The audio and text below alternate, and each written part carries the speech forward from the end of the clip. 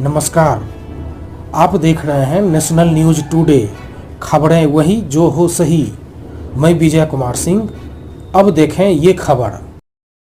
मुस्लिम धर्मावलंबियों का महान पर्व ईद पूरे जिले में हर्षोल्लास के साथ मनाया गया। मुस्लिम धर्मावलंबियों ने अपने आसपास के मस्जिद सहित अन्य जगहों पर ईद की नमाज अता की। सबसे पहले इन्होंने सुबह सुबह नमाज पढ़ी और उसके बाद आपस में एक दूसरे को गले लगाकर ईद की बधाई दी।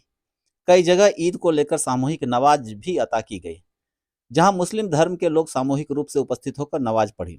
बाद में लोग एक दूसरे से गले मिलकर ईद की बधाई भी दी। ईद को लेकर शहर के गांधी स्टेडियम सहित सभी मस्जिदों में भारी सुरक्षा व्यवस्था के बीच नमाज अता की गई।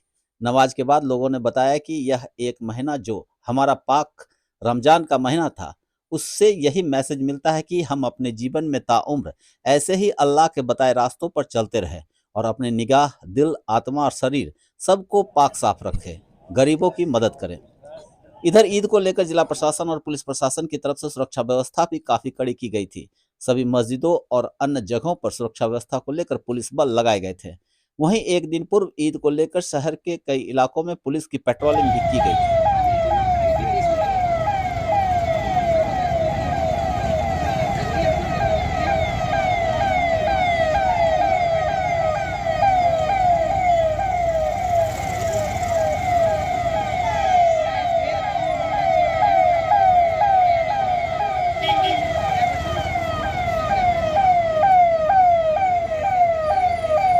जी सर, ईद तो खुशी का त्यौहार है ही। सबसे पहले आपको ही मुबारकबाद, आपके माध्यम से पूरे ज़िले वासियों को मुबारकबाद।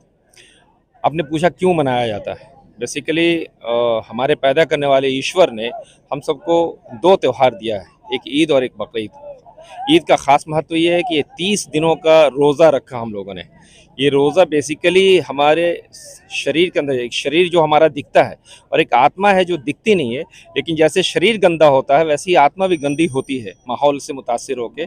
तो उस आत्मा की पवित्रता के लिए, उस स्पिरिचुअलिटी को हासिल करने के लिए ये 1 महीने का रोज़ा होता है, जहाँ हम परहेज़ करते हैं सिर्फ खाने से नहीं। ऐसा नहीं कि सुबह सादिक से लेके सूर्यास्त तक हम सिर्फ खाने से परहेज़ करते हैं, बल्कि उसके साथ साथ अपनी निगाहों की हिफाजत भी करनी रहती है। बुरी बात नहीं बोलनी है, किसी की शिकायत नहीं करनी है, किसी के पर बोहतान नहीं लगाना है, कोई ईर्ष्या, जलन, इस तरह की सारी बुराइयों को से दूर रहने के लिए कहा जाता है।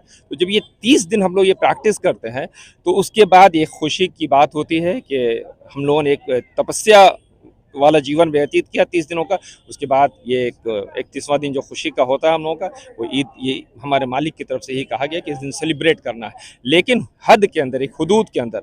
इस खुशी मनाने में वैसा नहीं है कि लिमिट को क्रॉस कर जाना है और लगे कि एक जंगली वाली ज़िंदगी हो रही है, वैसी नहीं, या किसी दूसरे को परेशानी हो रही है। इन सारी चीज़ों का ध्यान रखते हुए खुद भी खुश होना है, अपने सारे भाइयों से भी खुशी का इजहार करना है। जिसने रोज़ा रखा है, सबसे पहले तो उसके लिए कि 30 दिन तो सिर्फ एक प्रैक्टिस आपको कराई गई। इस 1 महीने की प्रैक्टिस से आपको बाकी के 11 महीने अपने जीवन को उसी अंदाज में ले जाना है।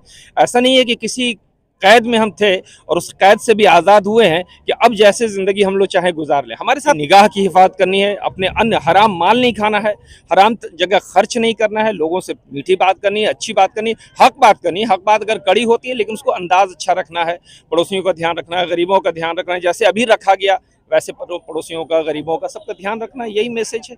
इसका मकसद ये है कि सिर्फ ये प्यूरिफाई हो कि फिर हम जब जाएंगे अपने वर्ल्डली कामों में, तो फिर हम वैसे ही लाइफ हमारी हो, इंसानों से मोहब्बत की, भाईचारे की, सेक्रीफाइस की। ये बहुत बड़ा सेक्रीफाइस दिखाता है कि हम एक परमेश्वर के हुक्म के मुताबिक हम खाना पीना छोड़ते नहीं हैं, सिर्फ टाइम बदल देते हैं।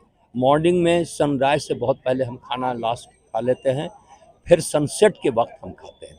इस बीच में हमको रुकना है। क्यों?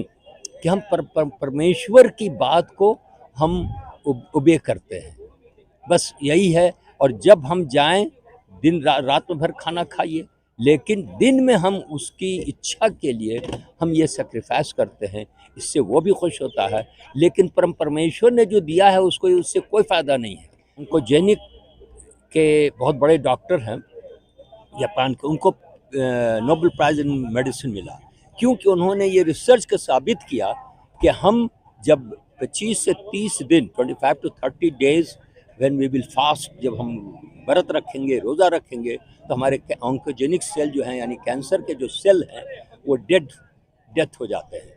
कि हमको ये 1 महीना जो ये रखा गया है, सैक्रिफाइस करो, अपने बुरी बात मत बोलो, लोगों को सताओ नहीं, किसी को दुख मत पहुंचाओ, सबका ख्याल रखो।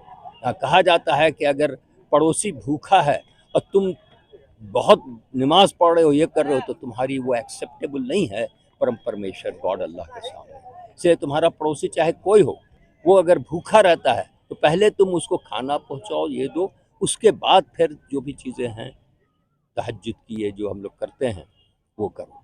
नहीं, ईद देखिए अमन और भाईचारा का एक बहुत अच्छा त्यौहार है, जिसे सभी मिल के हम लोग खुशी से मनाते हैं, सब मिल के। 1 महीना फास्टिंग करते हैं, तरावी पढ़ते हैं हम लोग, यही सब करके जो लास्ट में एंड ऑफ रमज़ान होता है उसको ईद मनाते हैं हम लोग खुशी के साथ।